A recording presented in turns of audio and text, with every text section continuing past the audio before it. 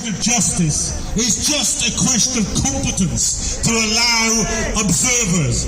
Justice that is blind, justice that is behind closed doors, justice which is secret is no justice at all. Now we've seen speakers from around the world.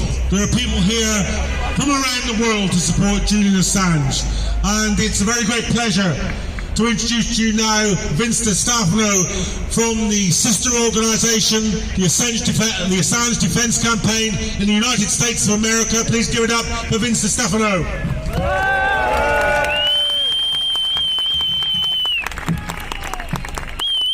Brothers and sisters, I am the National Organizing Director of Assange Defence in the United States, and I come to you today in shame for my country, which is persecuting a man whose only crime is sharing the truth of the war crimes, misdemeanors, and calumny of the United States government.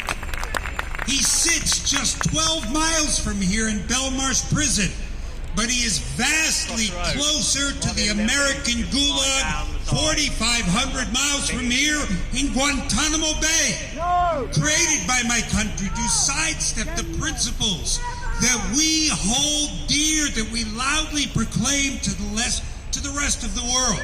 The presumption of innocence, the equality before the law, a prohibition on torture and inhumane treatment, all of which have been denied to Julian Assange. Now I wish to address another individual who stands in the dock with Julian, who too will be prosecuted, who too will be denied justice. Who is that other unindicted co-conspirator? It is you. It is the people. It is your right to know that stands on trial in that courtroom. We cannot wait for the perverted British Jewish system or the perverted American government to provide us justice.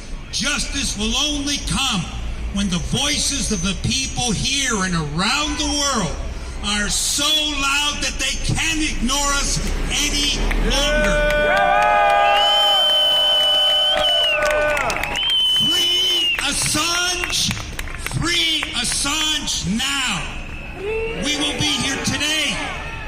We will be here tomorrow. We will be here as long as the struggle continues until Julian Assange is free and reunited with his family. And should he choose to do so after his long ordeal, once again, inform, educate, and tell us what our governments wish to hide from us. Thank you all very much. Organisation on the globe, which is not saying that this extradition should be stopped.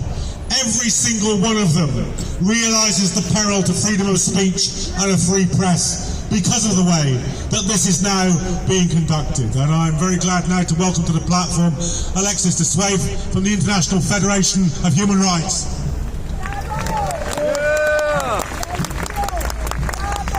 Thank you. Hello to all of you. I'm Alexis de Sueve, lawyer at the Brussels Bar and Vice President of the FIDH, the International Federation for Human Rights.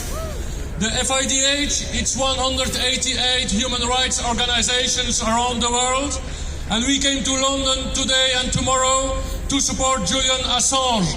Why? Because the case of Julian Assange is a human rights case. It's about our civil liberties, about our fundamental freedoms. It's of course press freedom, but more generally freedom of expression. And without freedom of expression we have no democracy anymore. And that's why we are all here today in front of the Royal Court of Justice to support Julian Assange. All the journalists in the world, and a lot of them are here today, but a lot are absent. I really don't understand why they're not supporting more their colleague, Julian Assange. This morning I had a live interview on the radio, and the third question of the journalist, it was a Belgian journalist, was, yes, but Julian Assange has put the life of Americans in danger, and Julian Assange, blah, blah, blah, blah. And I answer them why this question comes from you, because that is what the United States are defending in court. Why are you, as journalists, repeating the arguments of the CIA? That should not be your job. But it is. And so, we must all be aware that our presence here, it's for the human rights, it's for the civil liberties, it's for the freedom of expression, and that you cannot be prosecuted by exposing state crimes, crimes against humanity, war crimes, committed by states like the United States, and be prosecuted for that. The question is, if Julian Assange is extradited to the United States, who will dare to be a whistleblower?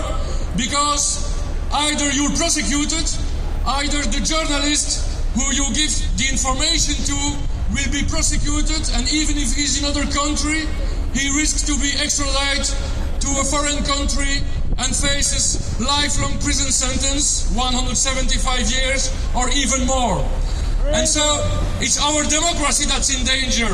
We have to protect the investigation journalism, we have to protect the whistleblowers for our democracy, for human rights, for our fundamental freedoms. Thank you very much.